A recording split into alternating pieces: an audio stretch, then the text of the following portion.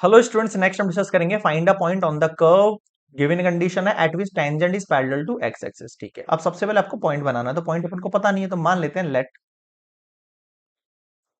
Point P x1 y1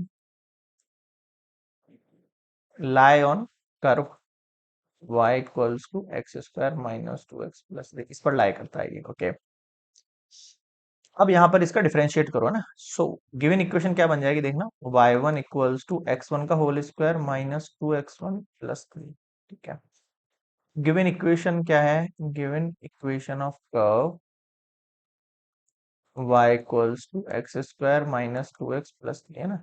सबसे पहले इसका क्या करो, डिफरेंशिएट करो, both side differentiate with respect to x, dy upon dx 2x-2। ठीक है, ये मेरे पास क्या निकल के आ गया, स्लोप ऑफ टेंजेंट निकल के आ गया। अब ये बोल रहा है find a point on the curve at which the tangent is parallel to X axis. Given condition है if tangent is parallel to X axis, है ना।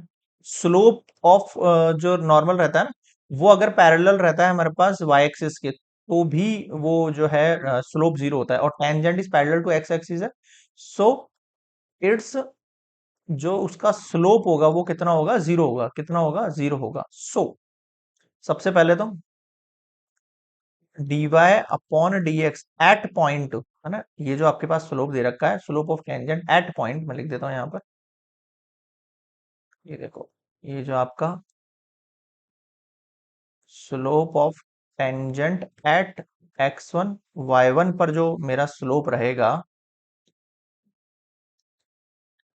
कितना हो जाएगा, 2x1-2 हो जाएगा, और ये स्लोप कितना है, जीरो के इक्वल है। 2x1-2 इक्वल्स टू जीरो, उधर भेजो। 2x1 इक्वल्स टू 2, x1 का वैल्यू कितना आ गया, 1 आ गया भाई। ठीक है सर, यहाँ तक समझ। अब x1 का वैल्यू 1 आ गया, हमारे पास गिवन इक्वेशन क्या थी कर्व की। सो इसको अगर मैं इस फर्स्ट इक्वेशन में पुट कर दूं जो मैंने लेट करी है कर्व वाली में, सो y1 इक्वल्स टू x1 का स्क्वायर माइनस 2x1+3, पुट करो इसमें x1 की जगह 1 का स्क्वायर, 1 1 माइनस 2+3 -1+3, कितना आया, 2 आया आपके पास y1 का वैल्यू। फाइंड द पॉइंट, तो जो आपके रिक्वायर्ड पॉइंट हो गए ना, रिक्वायर्ड पॉइंट इज 1, क्लियर है।